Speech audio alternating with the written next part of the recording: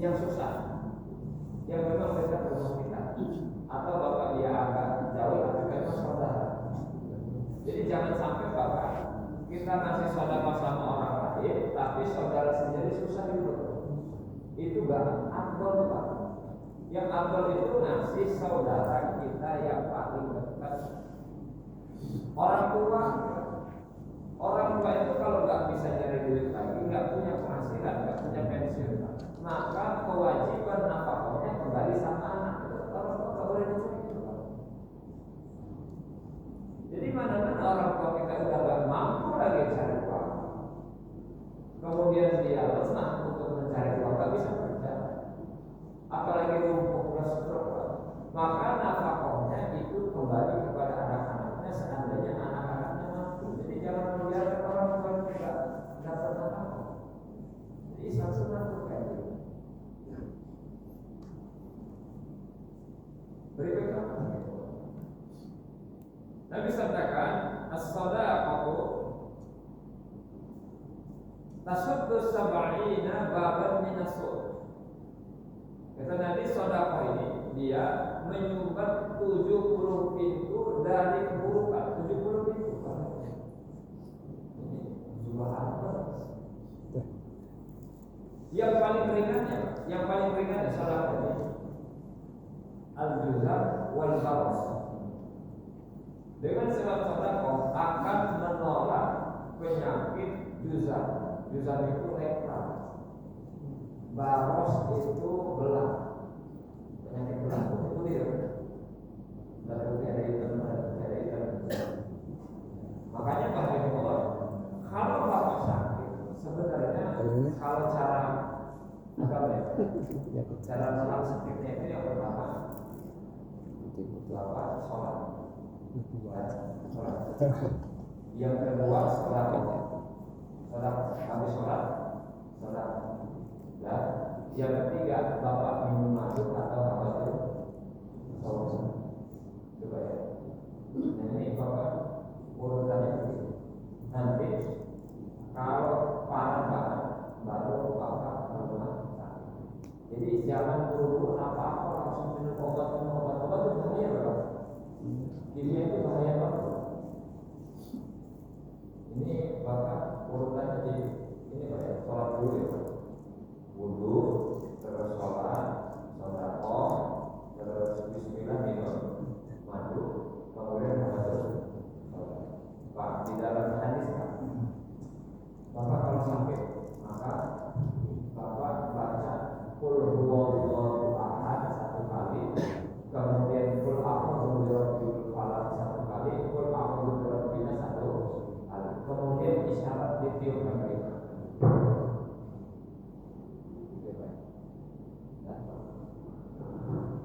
Kemudian letakkan di sini Pak, yang sakitnya mana? Ini Pak. Bismillah 3 kali. Nah, di sini Pak. Kitabnya Al-Azkar. A'udzu bi'izzillah wa qudratihi min syarri ma ajidu wa uhadiru 7 kali. Tadi 3 kali sudah letakkan. Kemudian 7 kali. Mesti enggak hafal Pak. Jadi gitu caranya. Ini bapak bisa bapak terapkan sama anak bapak. Kalau tadi haji itu jadi haji.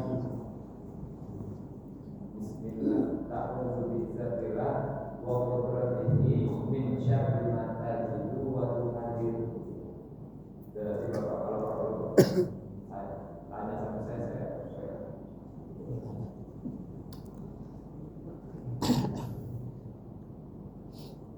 Berikutnya Nabi sabdakan, ittaqun nar walau bisyikki tamrah. Kalian takutlah kepada neraka sekalipun dengan setengah kurma. Jadi kurma kan ada 1, maka dibagi 2 saking nggak punya. Jadi silahkan bapak bersedekah memberikan setengah kurma bagi 2 buat kamu saudara, buat saya.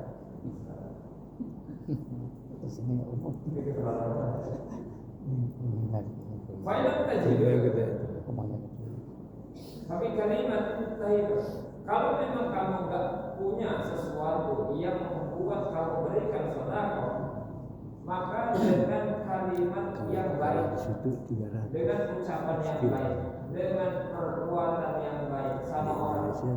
Jadi kalau kita ini nggak bisa berbuat baik sama orang, ngasih nggak bisa, nolong juga nggak bisa, dia tolong ngomongnya yang benar dikit sama orang. Jadi paling minimal kan omongan. Orang ini kalau dia nggak bisa nolong, minimalnya jangan nyakitin orang. Kan beres gitu ya. Udah masih enggak, nolong enggak, doain enggak, marah gitu sama orang. Enggak pasti orang Indonesia itu punya anak yang benar-benar tidak bagus. Tapi kalau sudah jadi pejabat, sudah jadi pada error. Asli. Aslinya orang Indonesia itu bagus Pak, beneran ya. Bapak tengok nggak di kampung-kampung orang Indonesia bagus. Tapi kalau sudah ketemu dunia, punya jadi jabatan, gimana jadi kayak begitu? Aslinya bagus. Terkenal Pak. Seluruh dunia Indonesia terkenal. Ini jangan hilang. Sifat asli orang Indonesia itu jangan hilang.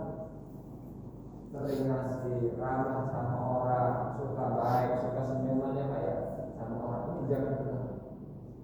Teruslah begitu. Sudah punya sifat apa? Akhlakul karimah asli. Tapi satu pada sekarang harus berhenti makan yang haram.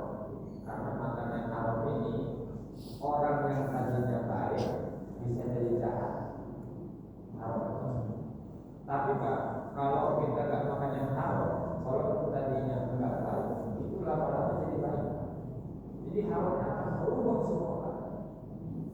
Amal menjadi berubah, keluarga menjadi berubah. Oh, semua jadi berubah. Jadi Bapak hati-hati dengan yang haram. Kabarkan takut jangan makan yang haram, jangan maling. Bagian dari tarbiyah sama. Di sini ada perkara satu hadis bahayanya memberikan sedekah. Kemudian Allah qala tasaddaqu ala anfusikum wa ala amwalikum walau bi syurbati ma'in fa idza taqdiru ala dzalik fa bi ayatin min kitabillahi ta'ala fa idza ta'lamu syai'an min al-Quran fad'u lahum bil maghfirah war rahmah fa innallaha wa'adakum al-ijabah. Nah ini Pak, ini ada satu dalil menjelaskan hadis bahwasanya Nabi perintahkan sedekahlah kepada diri-diri kalian dan kepada orang-orang yang telah meninggal di antara kalian. Sekalipun dengan satu teguk air juga. Jadi Bapak bersedekah untuk orang tua kita itu bukan hanya terus dia ditunggu mati baru kita jadi taklim. Jadi misalnya orang tua kita jauh ya, kita di sini. Ya sudah Pak, saya niat sedekah untuk orang tua saya, dia tetap nyampe. Tetap nyampe. Jadi nggak masalah. Jadi jangan ditunggu mati terus Bapak baru bikin sedekah buat orang tua. Tetap boleh. Dilanjutkan. Kalau memang nggak punya, kalian nggak mampu untuk sedekah, maka dengan satu ayat dari kitab Allah. Jadi baca Quran dihadiahkan buat orang tua orang-orang nanti. Boleh. Baca Qur'an hadiahkan ya Allah, sampaikan Qur'an ini kepada orang tua saya. Walaupun masih hidup, iya. Pahalanya akan hadir. Kalau nggak percaya, coba aja. Nanti tak kirim Bapak duluan ya. Kalau sekarang kan nggak kelihatan. Nah, kemudian kalau kamu nggak tahu sesuatu pun dari Quran, nggak ngerti Pak, nggak bisa mungkin karena macet baca Quran, nggak ngerti dulu, nggak belajar, maka fad'u lahu bil maghfirah, doakan kepada mereka rahmat, kemudian maghfirah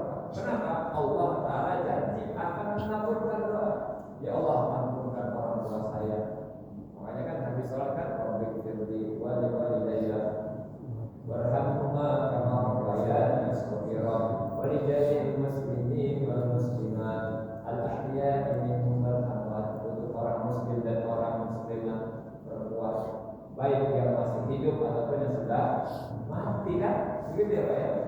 Itu sama juga untuk yang sudah mati orang tuanya ataupun yang masih hidup orang tuanya. Bapak, seandainya dulu kita itu nakal sama orang tua, berarti kan dosa ya, durhaka ya.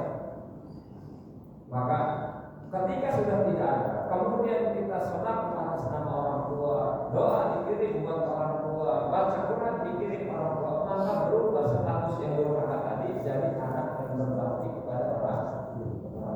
Gitu ya Pak. Jadi berubah status. Maka sekarang Pak, berubah status kita jadi orang yang berbakti kepada kedua orang.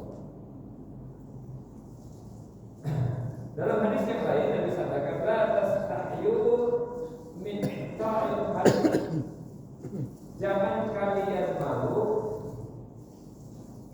memberikan sesuatu yang sedikit, maka sesungguhnya kok nggak ngasih sedikit, Pak? Maksudnya dia nggak ngasih seluruhnya, Pak. Ini nggak masalah, Pak. Nggak masalah. Walaupun nggak ngasih banyak itu nggak masalah, sedikit pun kita apa-apa. Jadi jangan malu-malu. Lalu kata Nabi lagi, man nahara sa'ilan, barang siapa membentak sama minta-minta, woi jangan minta-minta. Kayak suka di lampu merah ya Pak. Itu kan banyak orang yang kuat-kuat tapi minta-minta ya Pak. Ada jadi superhero. Ya kan Pak? Superhero di lampu merah. Nanti ada superhero dikejar-kejar sama satpol PP. Pada lari. Nah Bapak, kalau Bapak punya, Bapak silakan kasih. Urusan kita kasih itu tetap keterima oleh Allah. Nah urusan dia kurang Bapak itu urusan dia. Gitu ya Pak ya. Bukan kita ngasih aja. Kalau usah terus Bapak ya. Kita masih kuat. Gak usah kayak begitu. Ya Pak ya. Kenapa? Jangan tentang. Nanti malaikat akan membentak dia pada hari kiamat. Ya, cerita dulu. Dapat tugas jualan kalender sama motor. Ini bukan punya dapat tugas. Saya kira kalau saya jual sama orang yang rumahnya besar, dia akan mudah gitu ya untuk menjual motor dengan beli kalender. Dibentaknya saya, ya Allah. Dibentak. Ya Pak. Padahal saya bukan nggak punya duit, Pak. Saya berkhidmat sama motor, bukan nggak punya duit. Pengen jual itu, Pak. Pengen tahu gimana sih teman-teman jual kalender itu, ya Allah. Wah, dibentak sama orang kaya, Allah. Tapi saya janji saya nggak balik marah. Giliran saya jual sama orang tukang goreng, sini berapa saya sudah jadi ulangnya deh. Nangis saya Pak Allah, tukang goreng yang malah beli. Sampai nangis. Lagi saya jualan kalender. Itu udah maling saya. Untuk gak dilaporin polisi. Jadi jangan sampai Pak udah nggak ngasih dulu orang jahat itu. Ini kan berbahaya.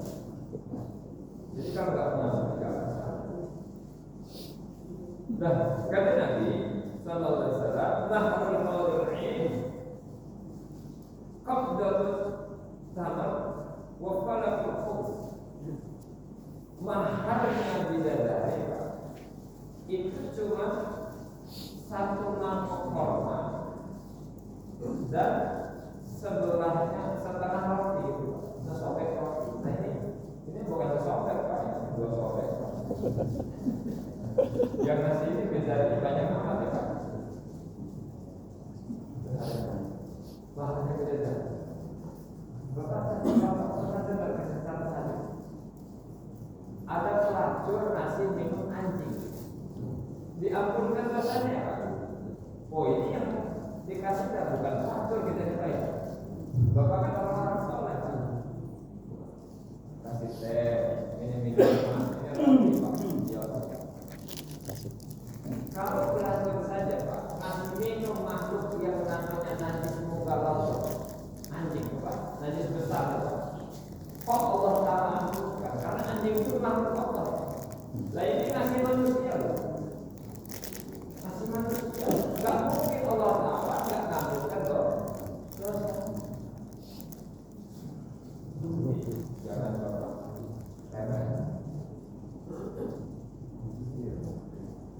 Lalu Nabi sampaikan as-shadaqatu syai'. As-shadaqah syai'un adil. Sedekah itu sesuatu yang besar. Nabi ngomong ini Pak, sedekah itu sesuatu yang besar sampai 3 kali. Sampai 3 kali. Berarti sedekah itu perkara yang besar, bukan perkara yang kecil.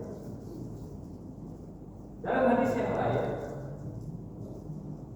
Nabi sampaikan fardul bala atau tauhid al-umur. Kamu tolak bala, kemudian terus memanjangkan umur. Ini saudara itu menolak bala, panjangkan. Di sini ada kisah ada seseorang yang dia punya pohon yang besar, di rumah.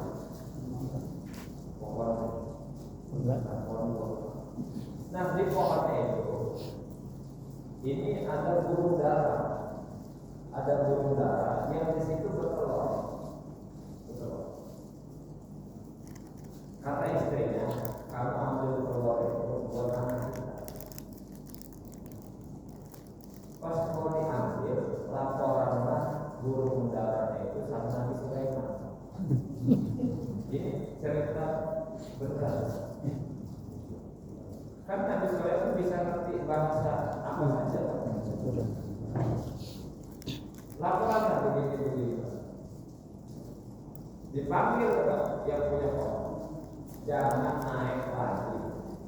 Itu burung laporan. Kamu itu mau ngambil telurnya. Balik ditanya bininya, biasa kata kalau udah pulang ke rumah bininya mau masak. Apa kata Nabi Sulaiman? Kita nggak boleh ngambil telur itu. Nggak usah diikuti aja. Nggak mungkin Nabi Sulaiman itu merhatiin kita terus. Besok disuruh lagi, bini dia kan kalau di istri kan berpuasa. Nggak ngaruh Pak. Pokoknya urusannya nurut. Pas mau naik laporan lagi Pak. Boleh saya sebenarnya Sulaiman. Nabi Sulaiman dia mau ambil lagi katanya Pak. Dikirim sama Nabi Sulaiman Pak. Jin Ifrit Pak sama ibu. Ya kan dibawa ke kota Nabi Sulaiman. Kamu katanya tinggal dari pohon itu. Kalau dia ngambil katanya buang dia jauh-jauh.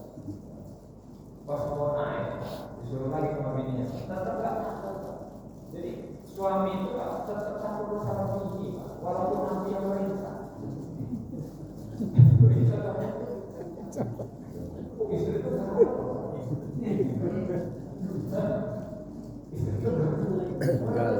galak. menentukan. Jadi nggak ngaruh Pak. Kalau sudah pulang ke rumah, pokoknya bapak di bawah kekuasaan istri tadi. Walaupun dikatakan bapak pemimpin, kenapa kan lagi Pak? Pas mau naik, kan dikirim jadi dua sentak. Nah, pas sebelum naik Pak, dia mau naik, pas sebelum ini. Datang orang yang minta kita. Datang orang yang minta kita. Dia nggak punya apa, dikasihnya Pak. Makanan yang dia punya. Pas mau naik Pak, diambil kalau dia ambil.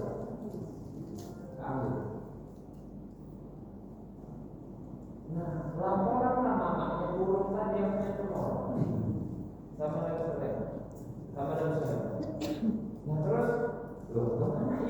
dua itu juga katanya bingung.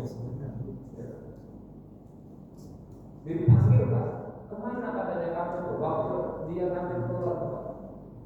Saya ini bukan nggak jaga. Ketika dia ngambil, saya mau narik dia, saya mau lempar dia. Datang malaikat yang melempar balik saya.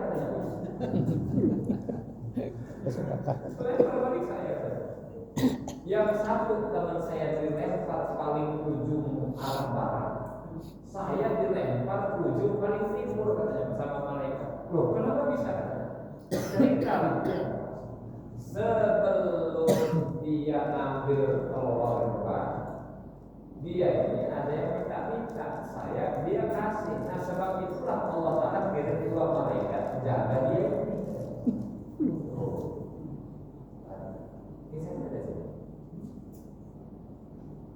Jadi bahaya Allah, saudara itu memang Allah Ta'ala jadikan penolong mata. Nah tapi di dalam hadis yang terakhir yang diceritakan ini, idza kanat as-shadaqah minal halal. Sedekahnya itu asal dari yang halal.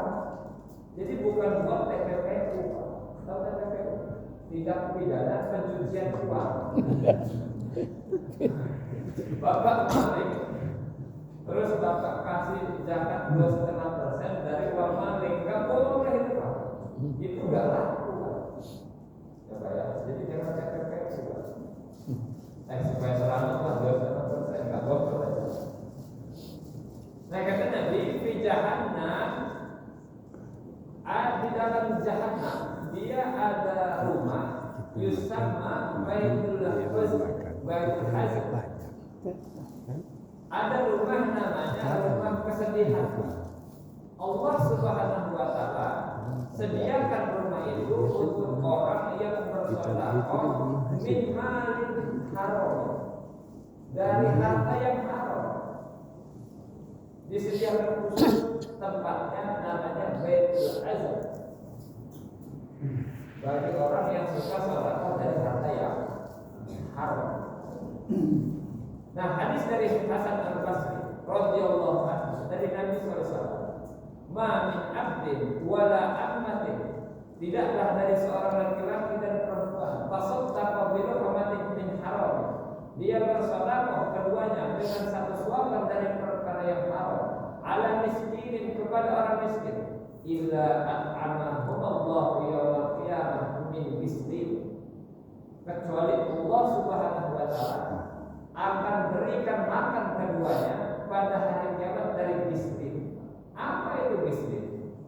Ditanya Nabi, ya Rasulullah, wa ma ta'amul miskin? Ya Rasulullah, apa itu makanan miskin? Kata Nabi,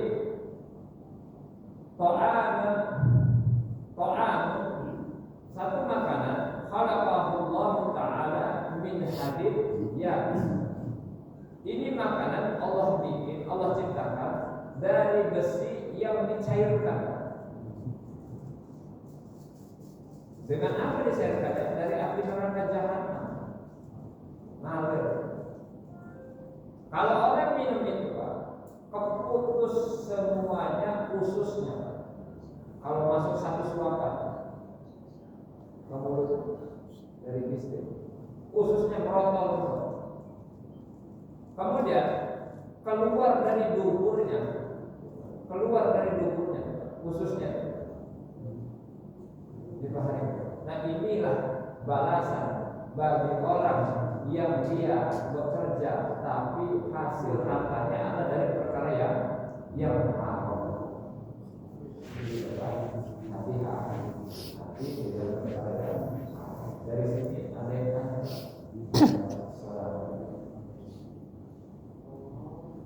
Mau tanya?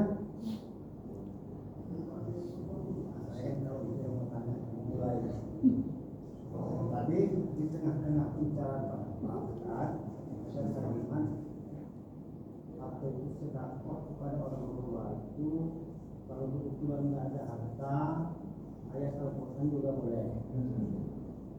Tapi pas kebetulan juga ayat juga ada sekilas karena dulu kurang belajar doa. Ya. Pertanyaan saya perlu ditegaskan. Doa, saya ingin mempopulerkan doa itu kita tidak orang tua masyarakat. Nah kebetulan doa itu tersendat-sendat. Tersendat dalam bahasa Arab. Dan doa ini perlu ditegaskan. Kalau nggak bisa bahasa Arab, bahasa Indonesia. Bagaimana? Luar biasa. Bapak doa dia sesuatu yang Bapak inginkan dari dalam hati, yang Bapak ngerti artinya. Jadi kemudian Bapak, kalau Bapak nggak ngerti artinya bahasa Arab, pengen Arab-Araban, padahal Arab mengerti.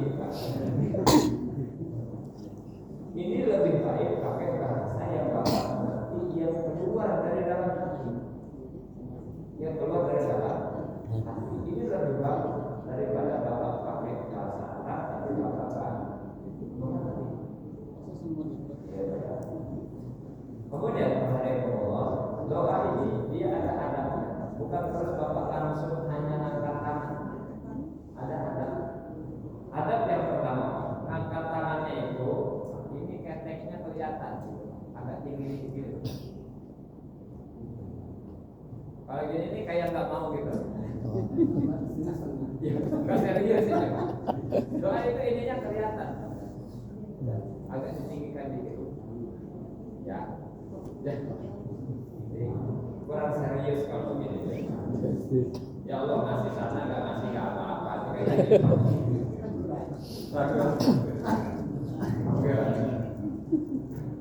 Kemudian kalau sudah katakan begini Pak, ya Bapak pertama dan Ibu juga baca Alhamdulillahirabbil alamin. Saya kira kalau Alhamdulillah bisa semua ya Pak. Keterlaluan Pak. Standar juga Pak. Alhamdulillah standar juga. Alhamdulillahirabbil alamin. Kemudian salawat Allahumma sholli ala sayyidina Muhammad. Sudah kan Pak? Enggak. Kemudian baru doanya itu, namanya itu baru doa. Alhamdulillah, Allahumma sholli ala Muhammad. Sudah. Kemudian Bapak doa. Ya Allah, ampuni doa orang tua saya. Ya Allah, mudahkan anak-anak saya. Ya Allah, cucu-cucu saya. Ya Allah, matikan saya dalam keadaan husnul khotimah. Itu diulang-ulang. Diulang-ulang. Bapak apa yang Bapak inginkan itu diulang-ulang, bukan satu Bapak selesai. Diulang. Kayak anak kecil minta mainan sama mamanya nggak punya duit, punyanya emas. Dia maksa pokoknya dibeliin mainan, nanti sama mamanya kan dijual ya. Pernah Bapak kayak gitu minta sama Allah? Minta kayak begitu. Diulang, ya Allah, pokoknya mudah ya Allah. Terus jadi kayak mintanya sungguh-sungguh. Diulang lagi, terus begitu. Kekeh dulu. Karena kalau kita nggak mampu mewujudkan itu, Allah pasti mampu. Doa itu kayak begitu. Bapak nggak mampu nih Pak. Berangkat, tapi Allah kuasa untuk memberangkatkan haji. Saya serius nih Pak. Kalau kita sungguh-sungguh, Allah kuasa sempurna. Merubah segala sesuatu Allah kuasa. Cuman keyakinan kita itu nggak seperti itu sama Allah. Jadi kalau di luar kemampuan kita, angkat tangan. Kalau kita udah nggak mampu sama sekali, angkat tangan. Tapi Bapak doa itu bagusnya dimulai dulu dengan amalan. Misalnya Bapak habis sholat, habis baca Quran, habis zikir, ini ada sebab amalan. Maka ini yang afdal. Gitu Pak ya. Ada lagi?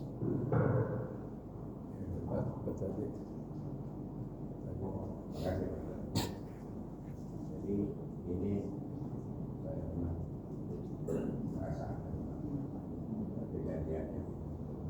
Jadi waktu saya sholat,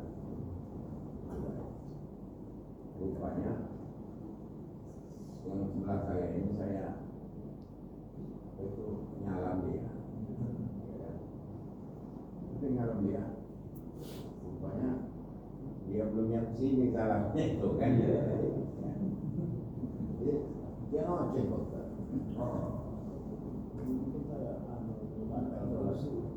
Nah, sudah itu ini ada lagi kejadiannya. Dia lagi sholat. Rupanya yang dia assalamualaikum itu berlawanan arah. Yang ini keduluan jadi akhirnya berhadapan gitu. Karena dia kawan akrab, dia main mata. Dia ini sudah ya kan. Iya, saya jawab dulu. Jadi kira-kira kayak gitu. Ya, apakah itu dianggap batal atau karena itu juga dia melecehkan itu gimana itu? Assalamualaikum batal ke sholat yang satu salam ke sini, yang satu salam ke sini. Kan jadi berhadapan. Pada berhadapan. Ya, gimana juga? Apakah batal berapa? Sudah selesai sholat. Salam itu sudah. Salam yang pertama itu sudah selesai sholat. Yang satunya kan pasti salam yang kedua kan Pak? Semuanya itu sudah beres sholat. Jadi yang termasuk yang dia salaman itu. Iya sebenarnya salam yang pertama dia kan salam kedua. Bapak dia salam pertama, bapak dia salam kedua, kemudian bapak salam. Sebenarnya dia sudah selesai, cuma sunnahnya itu salamnya dua kali. Belum selesai, sebenarnya sudah selesai kan? Cuma yang jadi kebiasaan kita itu sebenarnya habis sholat itu bapak itu enggak sunnah salam-salaman, tapi Pak, nah hadisnya itu menjelaskan tidak kalau pertama mungkin sunnahnya salam, tapi hadis khusus yang menjelaskan habis sholat kok salaman itu enggak ada, tapi tetap boleh karena kan sudah selesai sholat, enggak masalah. Kalau bagi saya enggak masalah. Nah kadang-kadang saya belum selesai sholat, belum salam. Ini kebiasaan masyarakat sudah nampak di paha saya belum selesai sholat. Ini kebiasaannya jadi seolah-olah wajib. Jadi dilihat kondisinya ya Pak. Kadang-kadang orang belum selesai sholat, jengkel memang siapa? Sudah disodorin tangan. Nah sunnahnya bagaimana? Seorang makmum itu salam, makmum itu salam ketika imam sudah salam yang kedua, baru dia salam yang kedua. Kalau dia misalnya imam salam pertama, kemudian dia ikut salam juga yang pertama, itu mandiat dilarang. Baru sudah saya bahas. Ada kemampuan. Jadi jangan berhenti. Tadi sudah bagus, alhamdulillah banyak yang bagus. Sekarang salah yang kedua imam, dia baru salah yang pertama sebagai imam. Begitu kan? Bapak Kamu lagi saya main-main dulu ya.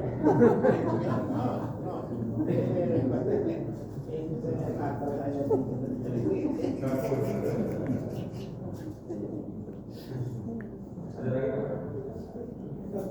Ya. Kalau tadi Pak Ustaz menyatakan kita tidak boleh sedekat dengan barang yang haram. Iya. Nah, kita dibalik. Bagaimana kalau kita menerima dari seseorang yang kita tahu itu dari barang haram? Contoh kasus, jika ada seorang pejabat yang memberikan sumbangan kepada miskin, katakanlah pimpinannya, apakah kita terima atau tidak terima? Bapak, saya mau tanya dulu. Bapak yakin benar nggak itu dia uang yang haram? Maksudnya ngerti benar nggak haram? Atau masih bayang-bayang? Ini kan ada dugaan, ada yang kira-kira haram, ada yang kira-kira haram. Jadi gini Pak, dalam kitab ini itu dijelaskan. Kalau misalnya tidak ada usaha yang halal setengah, tapi usaha yang haram setengah, kemudian dia ngasih, maka bapak boleh terima itu, ya Pak ya. Dan tapi kalau bapak ngerti semuanya haram, bapak boleh terima. Tapi yang pertama tadi setengah haram tadi kerjaan dia. Yang paling bagus adalah pola pemberiannya. Itu warok. Tapi kalau bapak bukan orang yang warok, bapak tetap boleh menerima itu. Karena dia yang setengah yang warok. Maka kita harus usul dia ini ngasih yang bagian alas. Tapi kalau orang yang warok tetap gitu Pak, bapak yakin benar dia ngasih yang warok.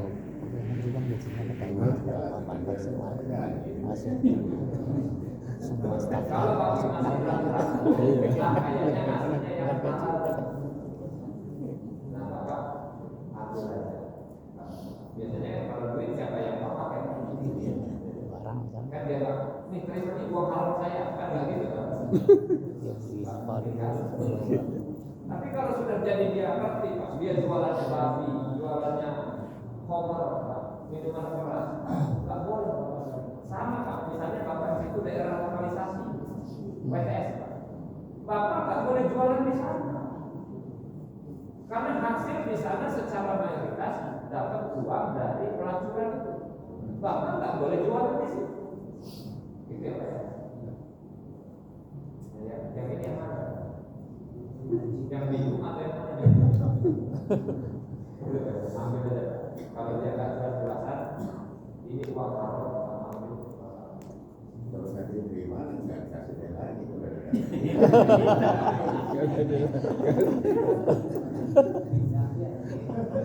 Tapi memang rata-rata uang pejabat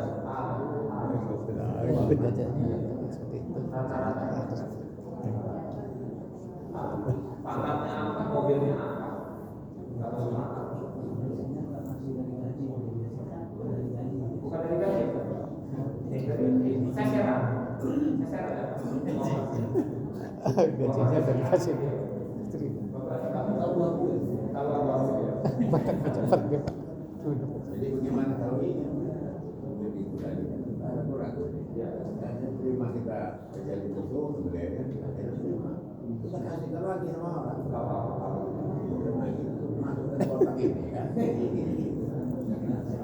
Bapak tidak meroiba, tidak meroiba ila la roiba. Kamu tinggalkan sesuatu yang ragu-ragu kepada sesuatu yang tidak meragukan kamu. Ya Pak ya. Dia beda tak? Ya nasi baru muslim mungkin. Bagaimana Pak? Boleh. Boleh. Kalau dia masih non muslim nggak masalah. Terima saja. Dia masih ke masjid. Kan banyak orang hampir juga Pak, dia ngasih ke masjid. Boleh. Nah itu akan menambah kebaikan dia di dunia. Allah Ta'ala akan kasih sifat kebaikan di dunia supaya tidak punya hutang di akhirat. Gitu Pak. Tidak apa-apa.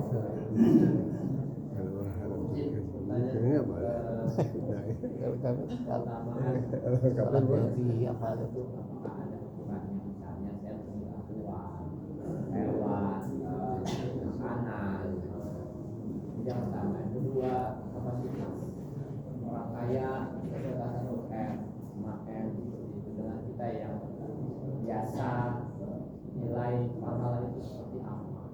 Yang ketiga, keutamaan kita sedekah ke siapa ketika saya dapat rezeki misalnya, apakah lebih baik diutamakan yang tadi ada orang-orang itu atau ya pada saat itu aja. Terima kasih. Ukuran sedekah itu Pak, takarannya ikhlas. Yang kedua, takaran yang kedua halal. Ikhlas, ikhlas, halal. Kemudian orang siapa saja yang harus kita berikan yang afdal. Yang afdal adalah kerabat terdekat.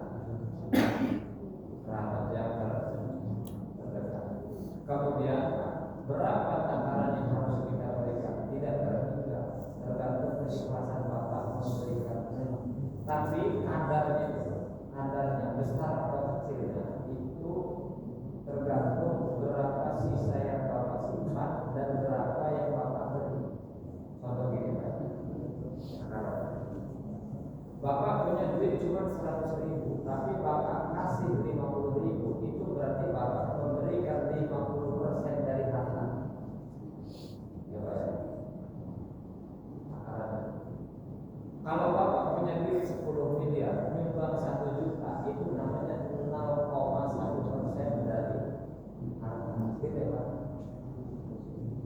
berarti lebih banyak dia punya duit cuma 100.000 tapi saudaranya 50.